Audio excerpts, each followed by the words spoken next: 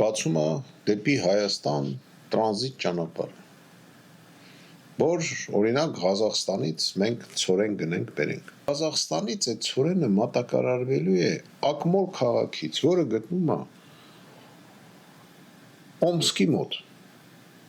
Դուք պատկերացնում եք 4,500 կիլոմետր ճանապարհ պետք է անցնի այդ ցորենը։ Բացի դրանից, երկու երկրում մենք պետք է մուծենք տրանզիտ, ասենք Ադրբեջան եւ Վրաստան։ Ինձ թվում է մենք այդ ցորենը միջև հասնի Երևան կարող ոսկի դառնա, որ խանութներում հացը կթանկանա, դա անխուսափելի է։ Թող այդ մակարոնները տանեն իրենց ականջներին կախեն։ Աբսուրդ է։